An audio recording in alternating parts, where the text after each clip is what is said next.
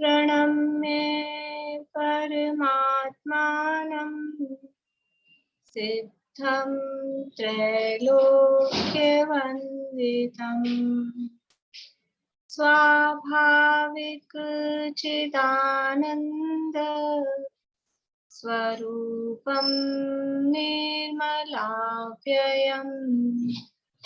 शुद्ध जीवादिद्रव्याणां देशिकं च जिनीश्वरम् द्रव्यसंग्रहसूत्राणां वृत्तिं वक्षे समासतः जीवमजीवमदव्यम्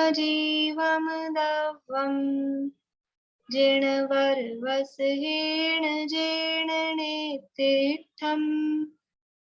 देविन्दविन्दवन्दम् वन्दे तं सर्वदा शिरसा कहे जीव अजीव जिनवर वृषभ नीलोक में वे वंद्य सुरपति वृंद से वंदन करूं कर जोड़।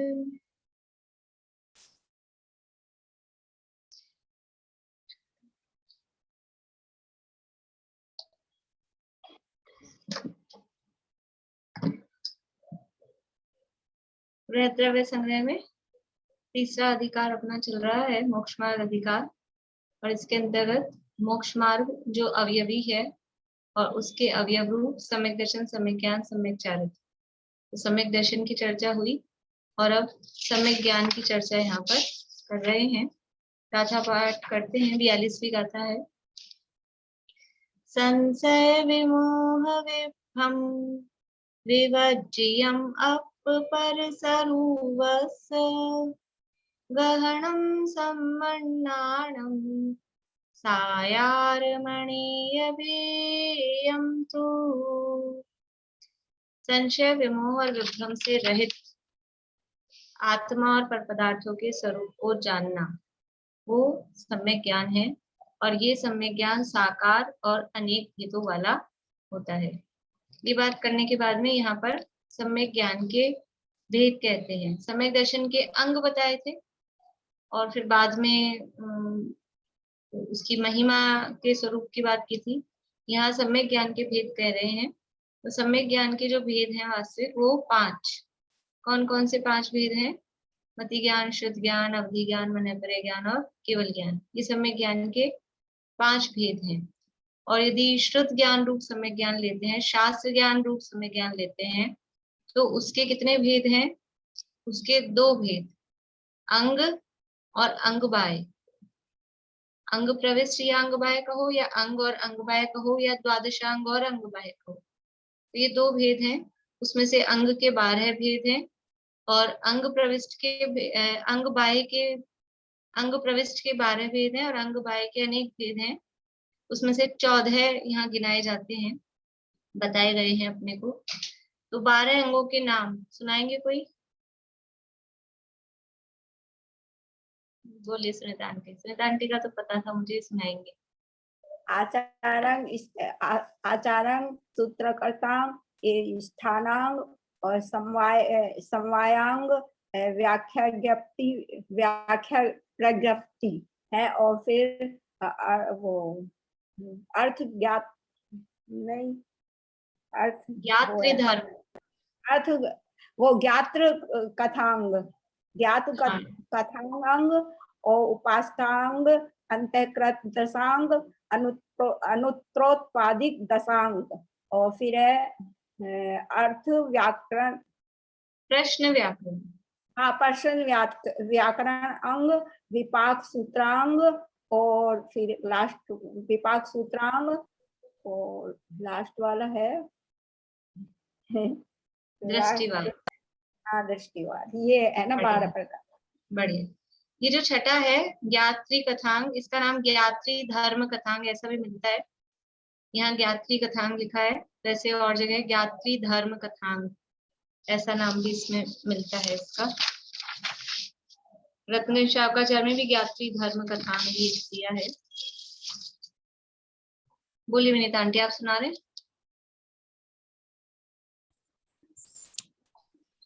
हाँ जी।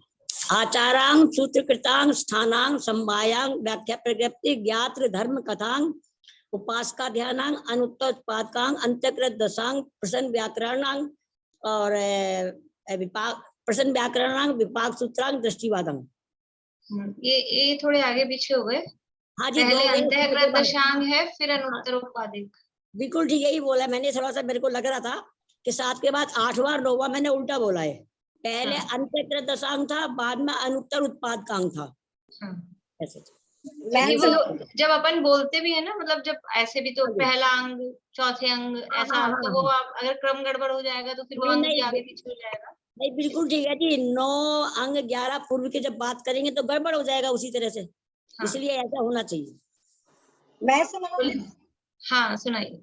आचारांग सूत्रकृतांग स्थानांग संवयांग और संवयांग और व्याख्या प्रज्ञप्ति और ज्ञात्र धर्म कथांग और उपासकाध्यानांग अंतःकृत दशांग अनुत्तरोपादिक दशांग प्रश्न व्याकरणांग विपाक सूत्रांग दृष्टिवादांग। बहुत चलिए, बाकी लोगों में से कुछ लोग कल सुनाएंगे, ठीक है ना। चलिए अपनी चर्चा 11 अंगों की कल अपन ने संक्षिप्त चर्चा कर ली थी, और 12वें अंग का जो 5 भेद हैं 12वें अंग के। कौन से 5 भेद हैं 12वें अंग के?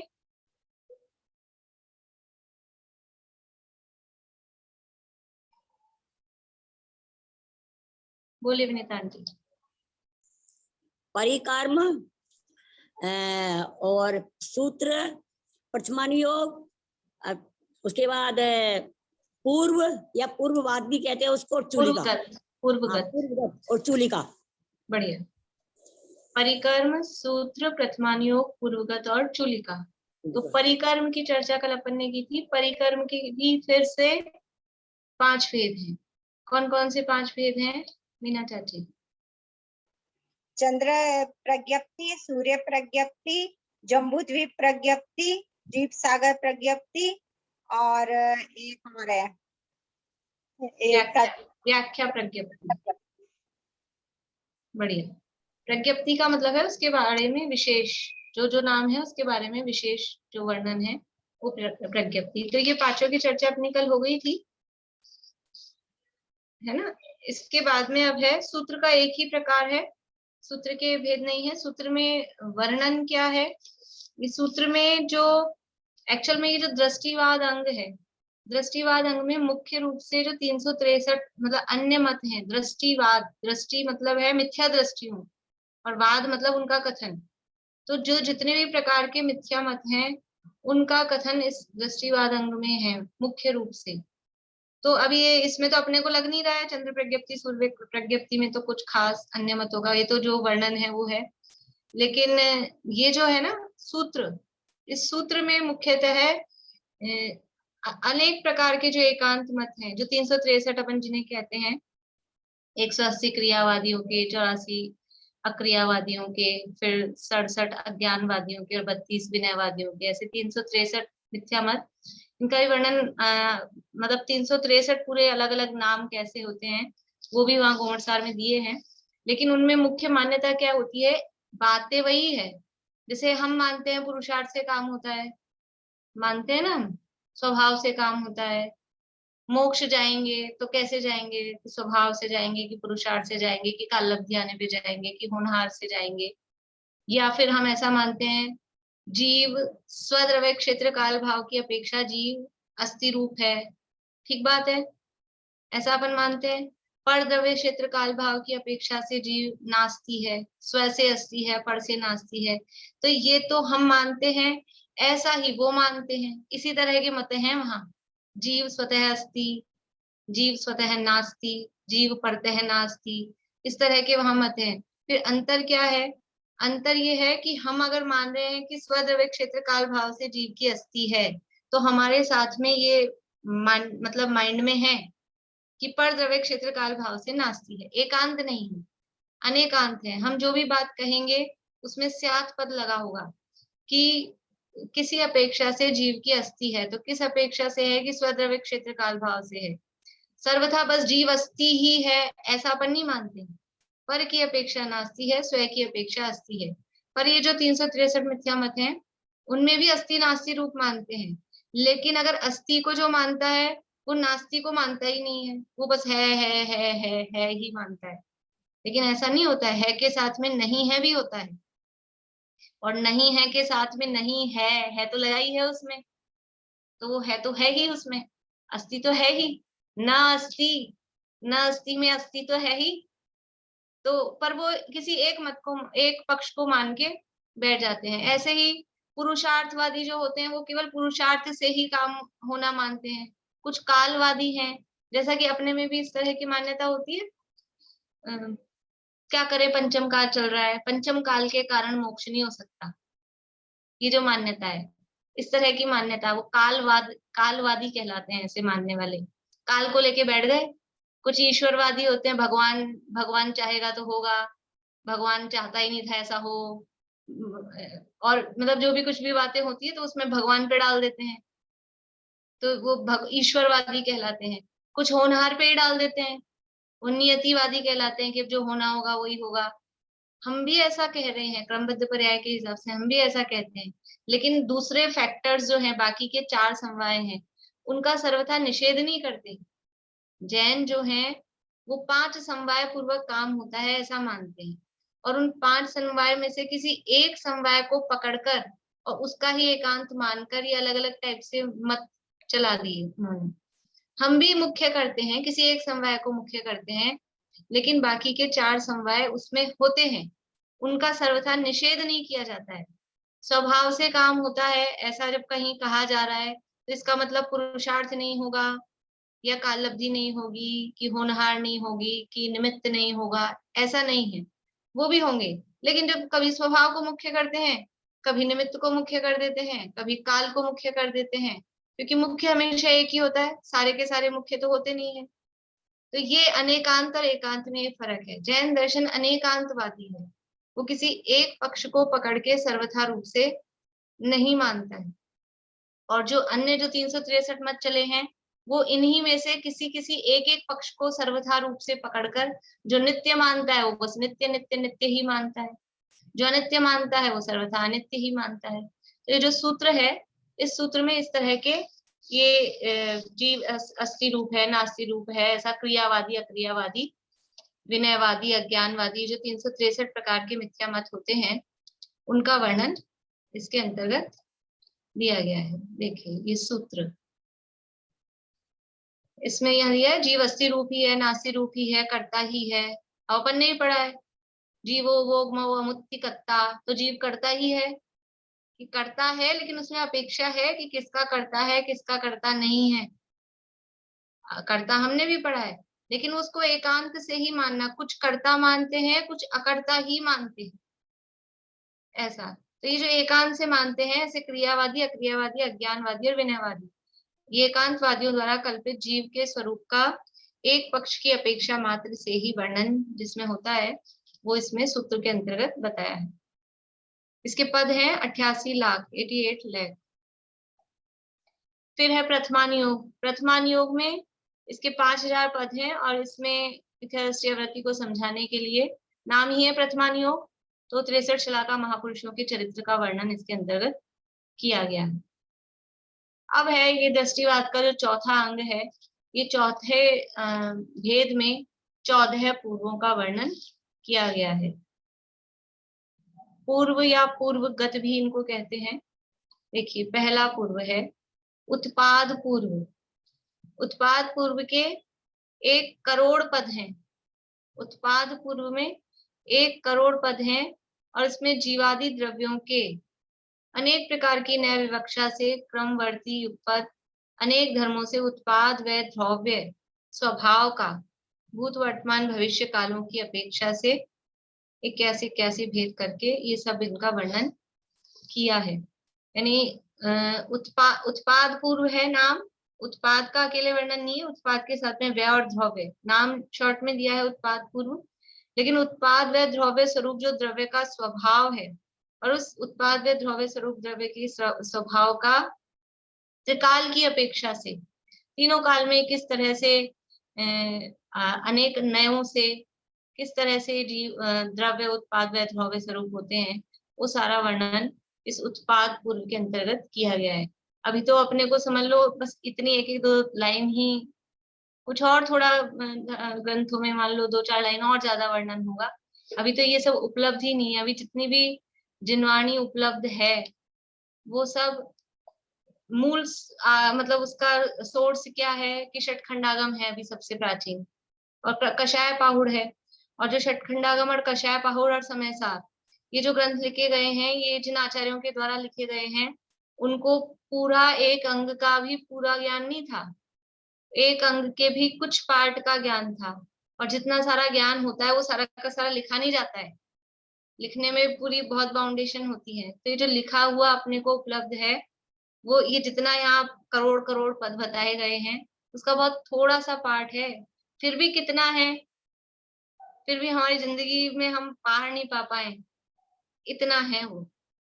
और ये जितना यहाँ बताया जा रहा है वो सब मूल जो द्वादशांग है उसमें इतना इतना है। ये दीदी आपने लिखवाया हुआ है शॉर्ट में बहुत ही अच्छे ढंग से।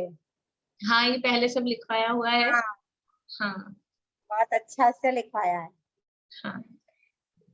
फिर दूसरा है अग्रायणी पूर्व। अग्रायणी पूर्व में ये यही 7 तत्व 6 द्रव्य 9 पदार्थ, इन सब का वर्णन इस अग्रायणी पूर्व जो दूसरा है पूर्व, और इसमें 96 लाख पद हैं। पहले में 1 करोड़ थे, यहाँ 96 लाख पद हैं।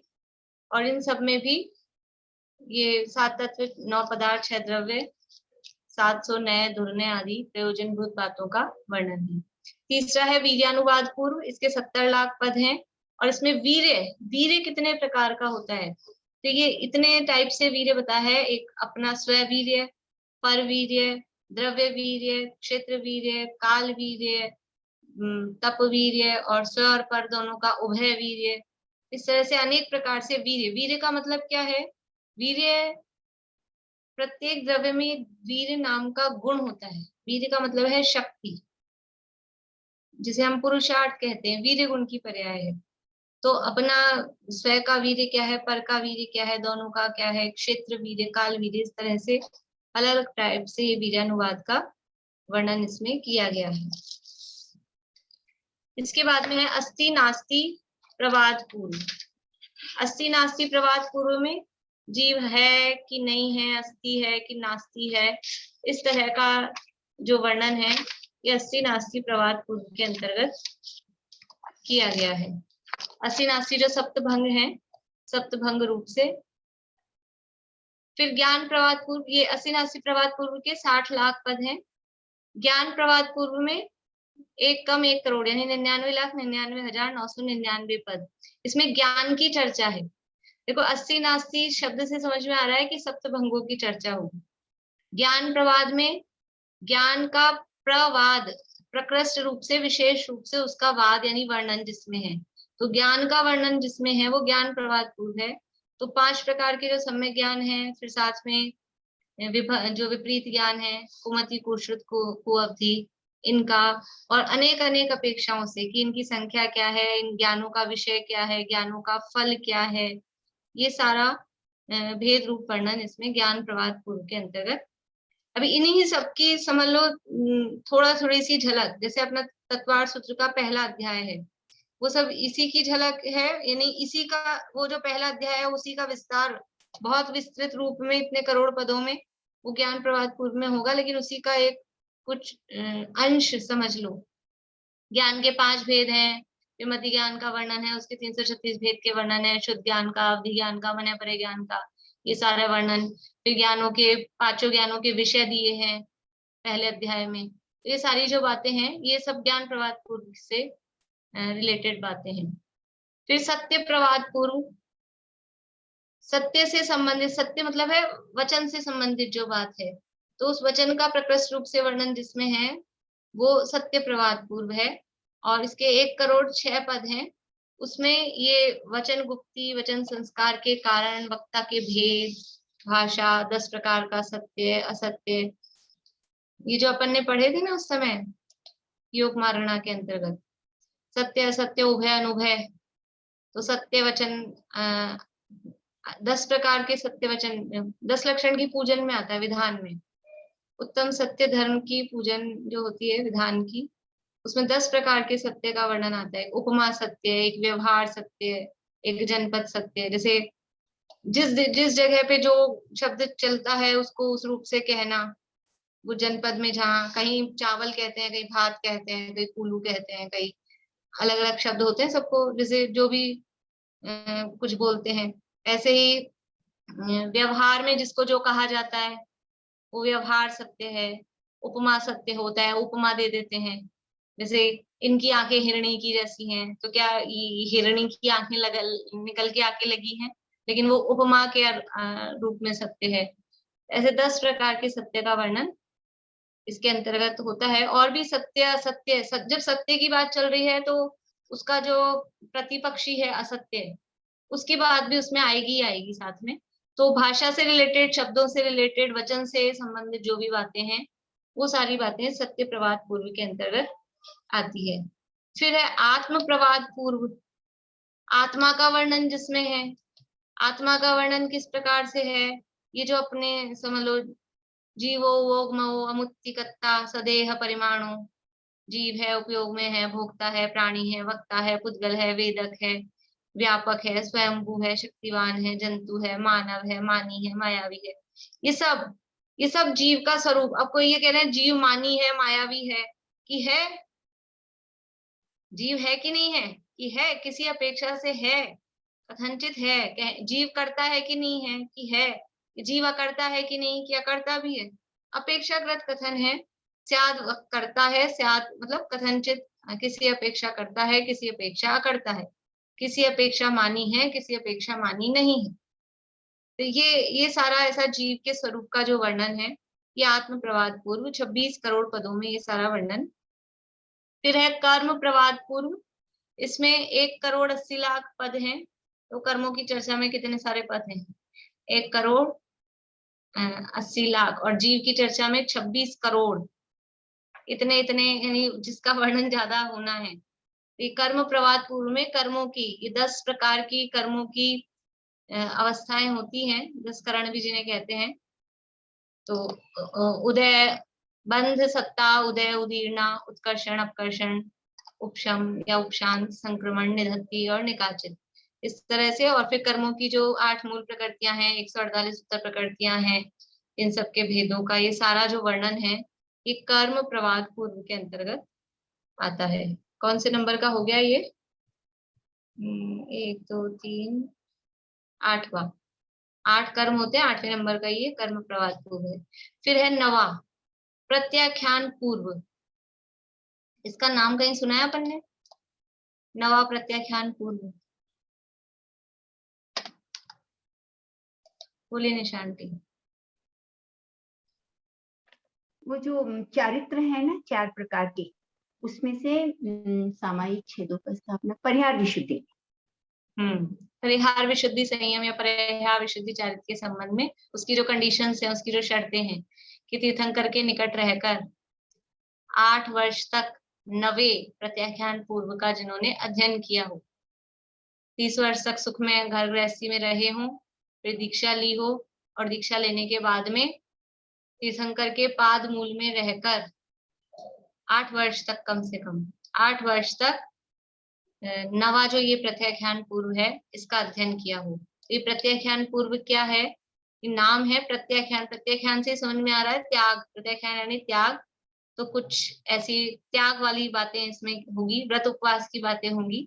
इसके 84 लाख पद हैं, उसमें नाम, स्थापना, द्रव्य, क्षेत्र, काल, भाव की अपेक्षा जीवों के सहनन बल आदि के अनुसार काल की मर्यादा सहित त्याग, पाप सहित पदार्थों का त्याग, उपवास की विधि व भावना, पास समिति, गुप्ती इत्यादि का वर्णन है। मतलब त्याग आदि की जो भी ऐसा मतलब थोड़ा चरणान योग टाइप की जो बात है, पर वो कैसे हैं, जीवों के सहनन बल आदि के अनुसार सब अलग अलग कालों के हिसाब से अलग अलग टाइप से किस तरह से क्या उपवास की विधि है, कैसा क्या करना चाहिए, किन पदार्थों का त्याग, वो सारा वर्णन इस प्रत्याख्यान पूर्व के अंतर्गत किया गया है। फिर है 10वां विद्यानुवाद पूर्व। एक और बार आप लोगों ने ये सुनी एक बात, 11 अंग और 9 पूर्व, ये शब्द किसके लिए प्रयोग में आता है? 11 अंग 9 पूर्व, बोलिए पूर्णिमा आंटी। उपाध्याय परमेष्टि के मूल गुणों में आता है ना, 11 अंग 14 पूर्व आते, 9 और पूर्व, मिथ्या दृष्टि 9 इधर तक जा सकता है। हाँ, 11 अंग में 11 अंग 9 पूर्व का ज्ञान मिथ्या दृष्टि को भी हो सकता है।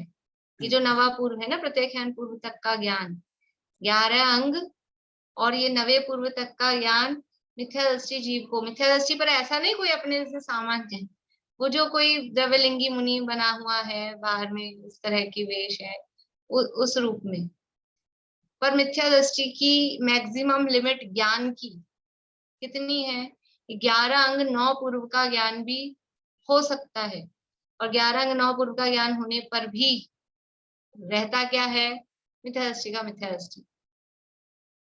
इतना ज्ञान हो, इसलिए ज्ञान बहुत सारा इकट्ठा हो जाए, ज्ञान की अधिकता नहीं चाहिए, ज्ञान की सम्यकता चाहिए, ज्ञान सम्यक होना चाहिए।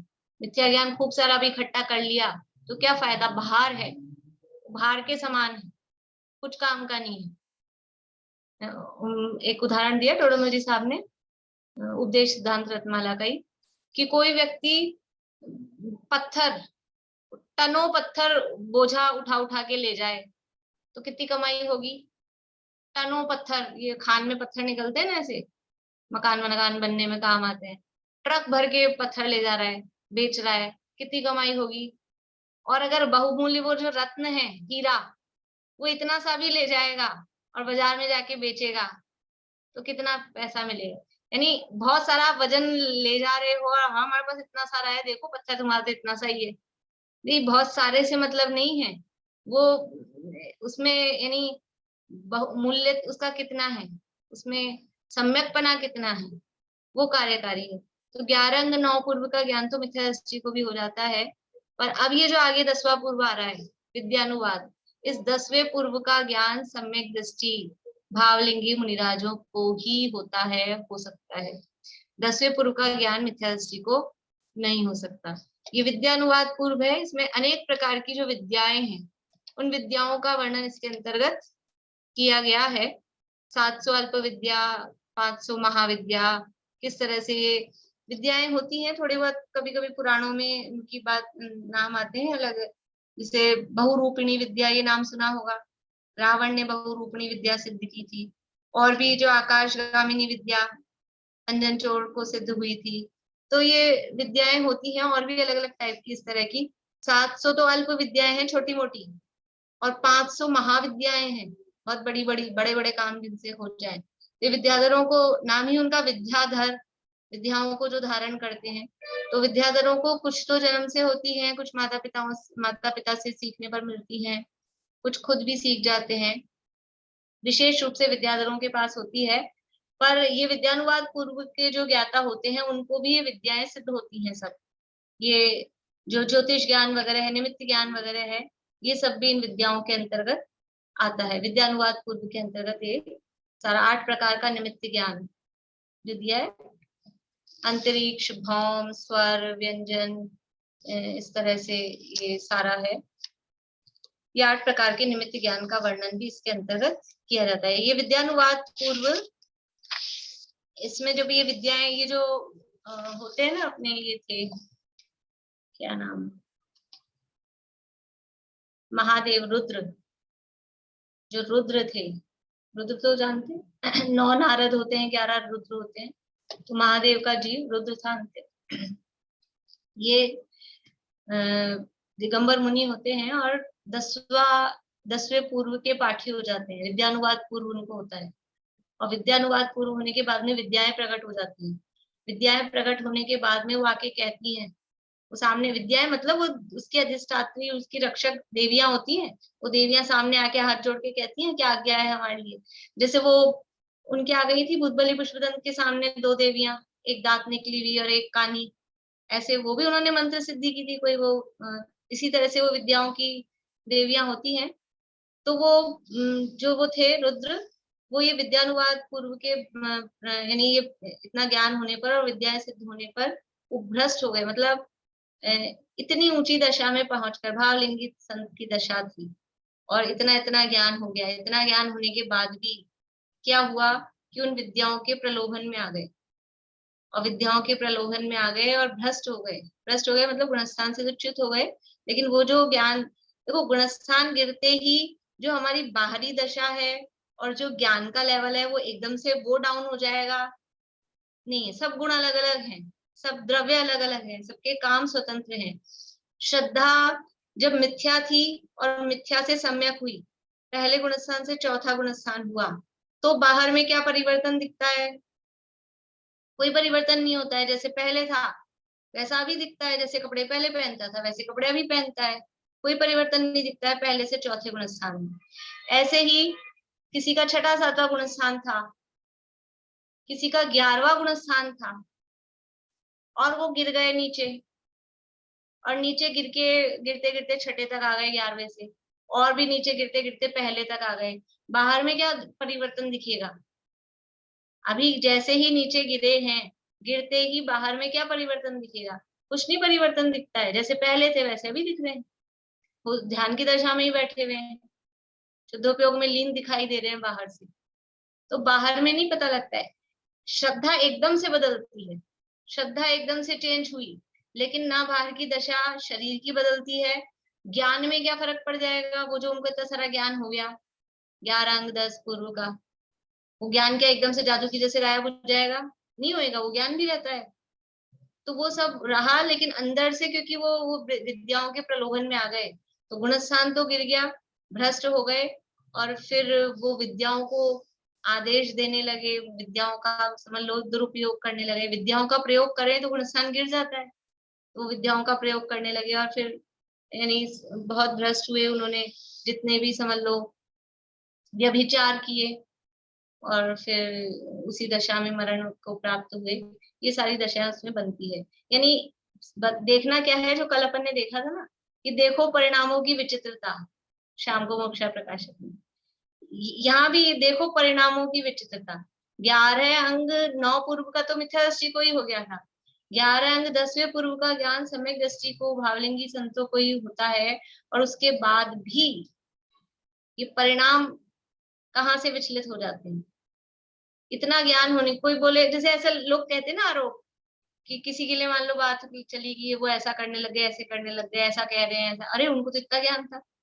तो ये ज्ञान है, वो ज्ञान कब विस्मृत हो जाए, कि कब वो काम करना बंद कर दे, कुछ पता नहीं चलता है। इतना ज्ञान होने पर भी क्या उनको ये आत्म प्रवाद, सत्य प्रवाद, कर्म प्रवाद ये नहीं पता थे? 10वें पूर्व का ज्ञान है, तो आत्मा शुद्धात्मा अनुभव ही हो रहा है, शुद्धात्मा का वो भी हो रहा है, कर्मों की सारी थ्योरी पता है, उसके बावजूद भी इतनी ऊंची दशा में पहुंचने पर भी ये निर्णय था पक्का कि ये बाहर की इंद्रिय विषयों में सुख नहीं है, स्त्री आदि में सुख नहीं है, फिर भी वो विद्याओं की चमाचम दिखती है तो भ्रष्ट हो गए। इसलिए बुद्धि पूर्वक बच के रहना चाहिए हमको, बुद्धि पूर्वक बच के रहना चाहिए, क्योंकि जब इतनी ऊंची दशा में जाकर फिसल सकते हैं, तो हम किस खेत को मूली हैं? हमें तो जरा सी कोई चमाचम दिखे तो फिसल जाएं। इसलिए अपने को परिणामों को तो संभाल के रखना ही है, मतलब अपने आप को संभालना है, मतलब परिणामों को ही संभाल के निरंतर रखना चाहिए। देखिए इसको पूरा करते हैं। ये 10वां हुआ विद्यानुवाद। इसके बाद में है 11वां है कल्याणानुवाद। कल्याणानुवाद, इसमें जो कल्याणक है तीर्थंकरों के, कल्याण नाम ही दिया है, कल्याणकों का विशेष रूप से वर्णन है, तीर्थंकरों के कल्याणकों का वर्णन है, और इसके अलावा जो चक्रवर्ती नारायण, पति नारायण आदि जो होते हैं, उनके भी जो भी महोत्सव होते हैं जन्म आदि के, उन सबका वर्णन, और तीर्थंकर पत्ति कारणभूत षोडश कारण भावनाएं, तपस्चरण आदि, ये सारा वर्णन इस कल्याणानुवाद पूर्व के अंतर्गत किया गया है। फिर प्राणानुवाद, देखो अभी आया है थोड़ा काम का। प्राणानुवाद क्या काम का आया है कि इस प्राणानुवाद पूर्व में शरीर की चिकित्सा आयुर्वेद पद्धति का वर्णन है। यानी जिनवाणी जो द्वादशांग रूप जिनवाणी है उसमें क्या क्या वर्णन है। एक तो कल अपन ने देखा था कि ये जो यानी इसमें ये अभी चूलिका में आएगा जलगता थलगता आकाशगता, इसमें आया था ना कल ही तो पढ़ा था अपन ने जलगता थलगता, इसमें जब नाम पढ़े थे अपन ने, तो वो सारा वर्णन भी उसमें है कि किस तरह से माया जाल या जादू टाइप की चीजें होती है। और ये आयुर्वेद का सारा वर्णन, ये प्राणायाम इंगला पिंगला सुषुम्ना, ये जो नाड़ी वाड़ी की जो क्रियाएं होती हैं आयुर्वेद में जो बताई जाती है या प्राकृतिक चिकित्सा में योग चिकित्सा में जो सारा बताया जाता है, ये सारा वर्णन इस 12वें प्राणानुवाद पूर्व के अंतर्गत पूरा का पूरा ये जिनवाणी में है। और भूत प्रेत आदि की व्याधि दूर करने के कारण भूत विष आदि दूर करने वाले ये जितनी भी चीजें हैं ये प्राकृतिक से संबंधित और आयुर्वेद से संबंधित प्राणायाम से संबंधित सबका वर्णन इसके अंतर्गत किया गया है। फिर है क्रिया विशाल पूर्व, ये और भी काम का है। इसमें क्या है कि इसमें जितनी भी हमारी लौकिक क्रियाएं जितनी भी हैं, मतलब मुख्य लौकिक इसलिए कह रही हूँ कि जो भी क्रियाएं हैं वो लोक व्यवहार में ही चल रही है, चाहे वो शुभ रूप हो चाहे अशुभ रूप हो, पर वो लौकिक क्रियाएं जितनी भी हैं, तो संगीत शास्त्र, छंद शास्त्र, पुरुषों की 72 कलाएं, स्त्रियों की 64 कलाएं, शिल्प विज्ञान, ये जो 80 कृषि विद्या वाणिज्य शिल्प, ये सारे है ना, ये सबका वर्णन इसके अंतर्गत। सम्यक दर्शन की 108 क्रियाएं, 25 देव वंदना आदि क्रियाएं, ये सब भी ये शुभ रूप क्रियाएं हो गई। और ये और जो चीजें हैं समझ लो लौकिक हैं, 25 देव वंदना आदि क्रियाएं, ये सब क्रियाओं का वर्णन इस क्रिया विशाल पूर्व 13वां जो है क्रिया विशाल पूर्व इसके अंतर्गत किया गया है। फिर है 14वां पूर्व त्रिलोक बिंदुसार पूर्व, इसके 12 करोड़ 50 लाख पद हैं और इसमें नाम ही है त्रिलोक बिंदुसार, तो इसमें 3 लोकों का जो वर्णन है और उस वर्णन संबंधी जो गणित वगैरह है बीज गणित आदि, उन सबका वर्णन इसके अंतर्गत मोक्ष सुख का वर्णन इसमें किया गया है। फिर 10वीं अंग का 5वां भेद चूलिका है और चूलिका के 5 भेद हैं, जलगता थलगता मायागता आकाशगता और रूपगता। तो जलगता चूलिका में ये अपन ने पढ़ लिया था ना, मेरे को ऐसा लग रहा है ये तो अपन ने पढ़ लिया था, अभी तो पढ़ा कल परसों। ये वाला ना कल पढ़ा है, ये कल पढ़ के अपन ने शायद 14 पूर्व छोड़ दिए थे, ऐसे किया था ना, ये पढ़ लिया था कल। हाँ, तो ये चूलिका अपन पढ़ ही चुके हैं, जलगता थलगता आकाशगता मायागता और रूपगता। इस तरह से ये 14 पूर्व यानी 11 अंग 14 पूर्व और 12वें अंग के जो 5 भेद हैं, ये पांचों भेद, इनका संक्षेप में ये 12 अंग का वर्णन हुआ। इसके बाद में जो अंग बाह्य शुद्ध ज्ञान है, अंग बाह्य शुद्ध ज्ञान के 14 भेद हैं, उनको भी यहाँ से अपन पढ़ लेते हैं।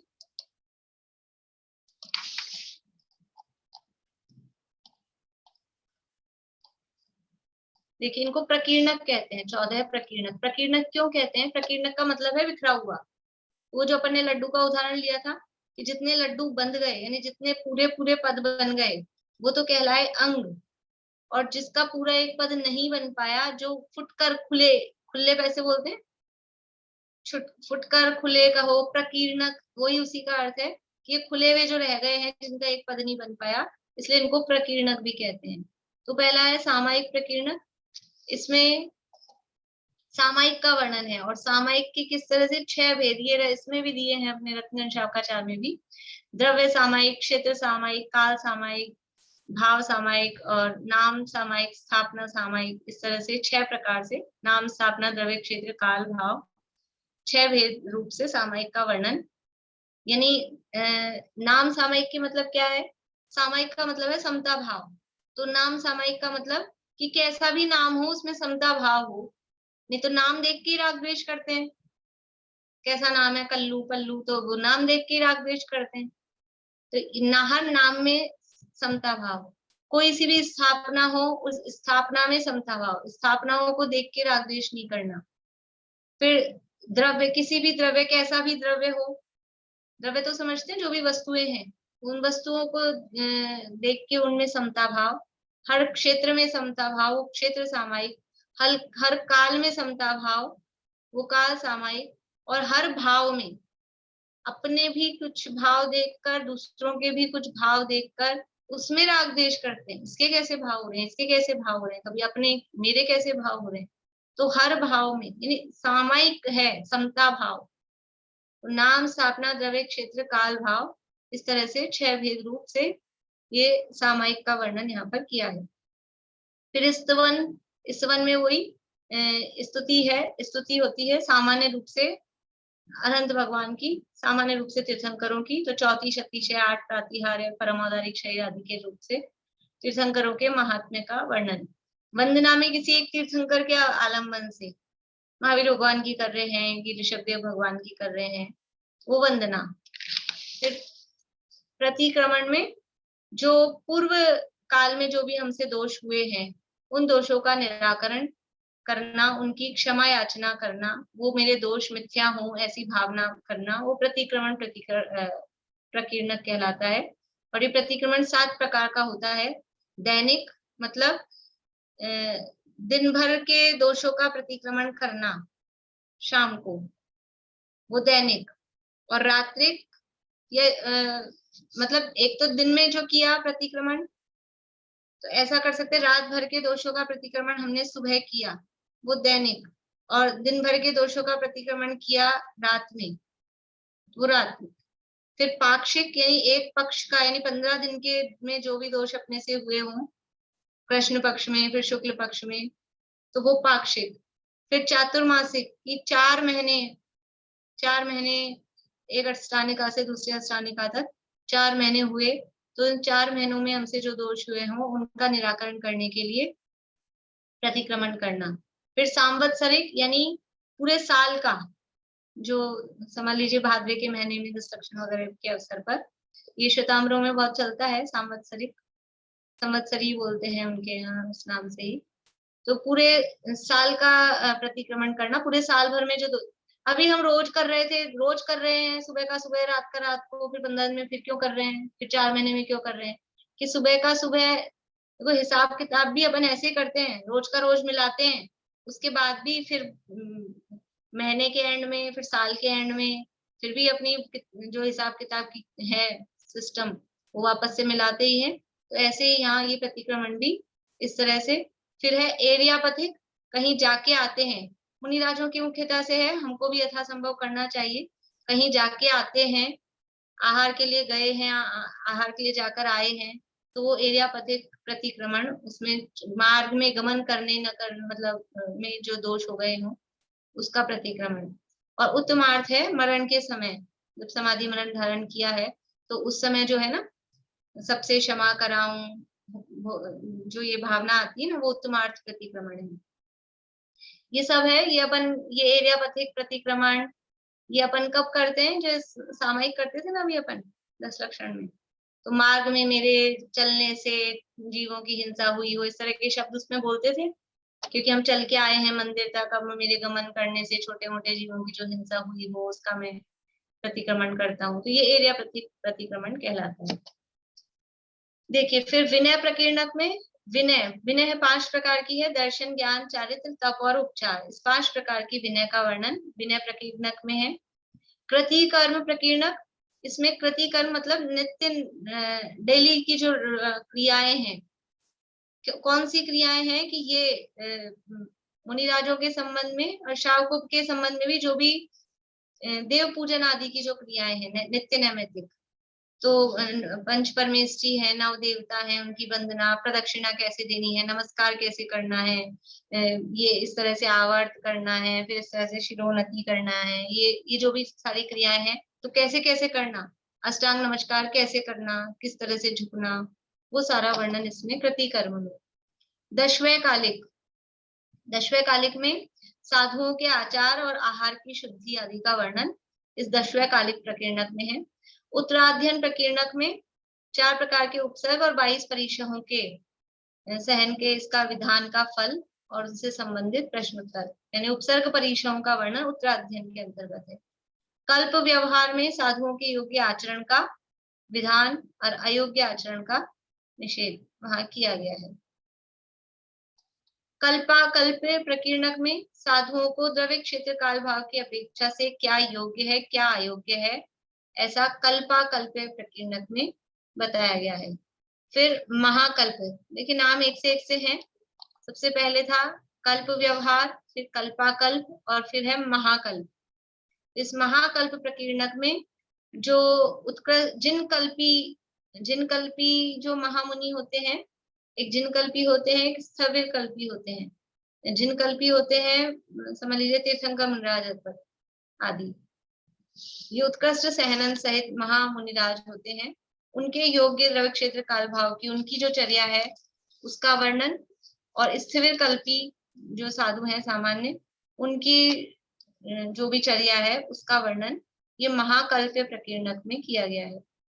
फिर है पुंडरीक, महापुंडरीक, 2 हैं। पुंडरीक में जो देव हैं 4 निकाय के, उन 4 निकाय के देवों के संबंध में, इन 4 निकाय के जो देव हैं उसमें उत्पत्ति किस प्रकार से होती है, उत्पत्ति के कारणभूत जो समझ लीजिए अपना आश्रव वाला अधिकार था ना, देवायु के आश्रव के कारण, तो उसमें जो दिया था अकाम निर्जरा, तपश्चरण, सराग संयम, संयमा संयम, उन सब का वर्णन इस पुंडरीक प्रकीर्णक में है।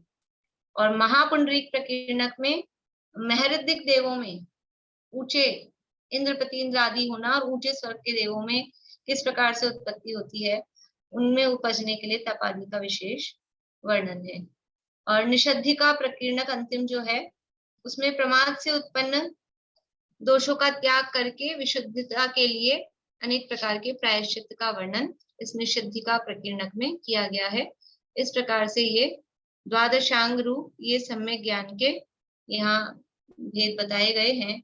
12 अंग और 14 प्रकीर्णक, 12 अंग पूरे और वो 14 पूर्व तो उसमें आ गए, ये 14 प्रकीर्णक अंग बाय के अंतर्गत यहाँ पर वर्णन इनका किया गया है।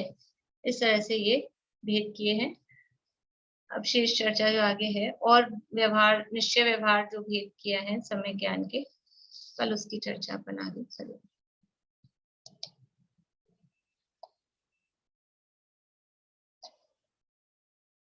बोलिए। योग में तो महापुरुषों के चरित्र का वर्णन है और कल्याणवाद पूर्व में आवाज ही नहीं आ रही। हेलो, आवाज देखो अब आइए। हाँ, जैसे वर्तमान योग में तो महापुरुषों के चरित्र का वर्णन है और कल्याणवाद पूर्व में महापुरुषों के कल्याण का वर्णन है। तो इतना ही अंतर है बस, फिर उनके कल्याण की है उनमें। अब वो हाँ कल्याण की है, लेकिन अभी इतने इतने पद हैं तो वो कितना डिटेल में तो होगा ही, क्योंकि इतने इतने पद दिए ना करोड़ों में। अब यहाँ तो शॉर्ट में बताया है, मुख्य रूप से एक शब्द में बता दिया, बाकी और जो भी वर्णन होगा कुछ कुछ मिलता जुलता भी होगा। नहीं, वो तो है ही, खैर कि बात यही है, उनमें चरित्र जीवन का वर्णन आ जाएगा और कल्याण में तो कल्याण वगैरह या चक्रवर्ती के कल्याण, वो उसमें जीवन का वर्णन कल्याणकों की मुख्यता से आएगा। तो वो कल्याणक में क्या क्या होता है, गर्भ कल्याणक में क्या क्या होता है वो डिटेल में, वो भी जन्म कल्याणक में क्या क्या होता है वो डिटेल में वर्णन। अच्छा, यही अंतर पाएगा। ठीक। हाँ, ये आपने ये जो बोला था खुले में बिखरे हुए, तो वो तो प्रकीर्णक का पद जो कहलाए जो, और ये लड्डू गुथे हुए इनको क्या बोलेंगे? ये द्वादशांग, 12 अंग, 12 अंग। और ये जो प्रकीर्णक है इन्हीं को प्रकीर्णक भी कहते हैं, इनको अंग बाह्य भी कहते हैं। तो ये द्वादशांग अंग बाह्य में आएंगे? द्वादशांग अंग प्रविष्ट अंग है, ये अंग अच्छा प्रविष्ट अंग है, अंग कहें या अंग प्रविष्ट कहें। और ये जो बिखरे हुए पद प्रकीर्णक है, ये अंग बाह्य में, अंग बाह्य।